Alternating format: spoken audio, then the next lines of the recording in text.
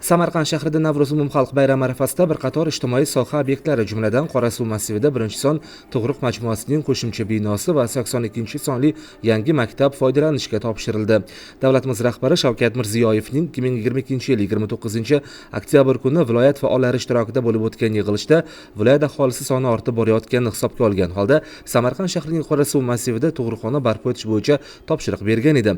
Ushbu topshiriqning ijrosi ta'minlanib, 1-son tug'ruq majmuasi uchun yangi qo'shimcha bino qurildi. Tug'ruq majmuasi 200 ta statsionar va 8 ta reanimatsiya o'rinlariga mo'ljallangan. Ochilish marosimida viloyat va shahar mutasaddilari, tibbiyot va keng jamoatchilik vakillari ishtirok etishdi. Tug'ruq majmuasining yangi qo'shimcha binosi zamonaviy tibbiy asbob-uskunalar bilan jihozlangan bo'lib, xalqaro andozalar asosida to'liq diagnostika va davolash muolajalarini amalga oshirish imkonini beradi. Loyiha qiymati 54 milliard so'mni tashkil etadi.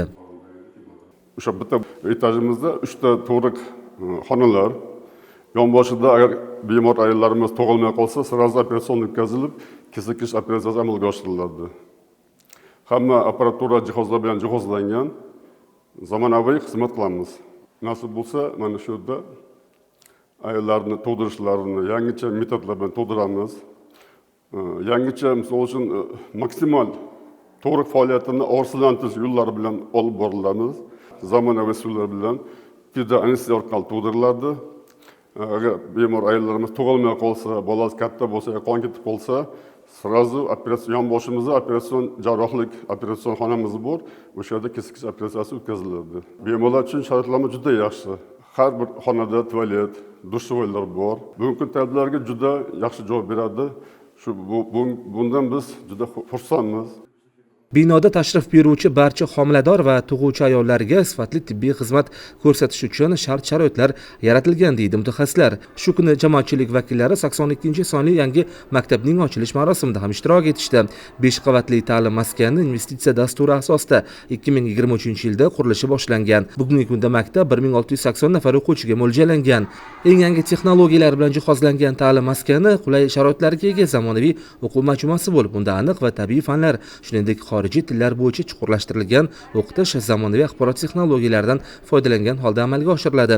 Shu maqsadda zamonaviy o'quv uslubiy vositalar bilan jihozlangan keng o'quv xonalari, xususlashtirilgan xonalar ajratilgan. Majlislar va sport zali, kutubxonada o'quvchilarning turli yo'nalishlarida har tomonlama barkamol bo'lib voyaga yetishi uchun barcha sharoitlar yaratilgan. Bu 70 ming aholi yashaydigan shu shahar bundan 5 yil oldin qurilishi boshlangan desa ko'pchilik ishonmaydi. Mana bugun bu yerda 3-maktab, 80-chi, 81-chi va bugun mana 82-chi maktab ochilish marosimida ishtirok etyapmiz. Endi davlatimiz ijtimoiy sohaga juda ham katta e'tibor beradi. Bu ta'lim, bu sog'liqni saqlash. Biz hozir mana shu massivda 2 ta bino ochilishida ishtirok etdik. Birinchisi tibbiyot sohaga tug'ruqxona. Mana shu yerda haligi ko'rib o'shani shunday xursand bo'ldik. Eng zamonaviy, agar 3 ta darajaga bo'linsa, tibbiy xizmat ko'rsatsa, mana shu 3-darajaga mos qilib qurilgan ekan. Hamma sharoitlar bor u yerda. Va mana ikkinchi obyekt bu endi maktab. Prezidentimiz juda ham maktabga e'tibor beradilar, chunki yangi O'zbekistonni quradigan ham bu bizning maktab o'quvchilari.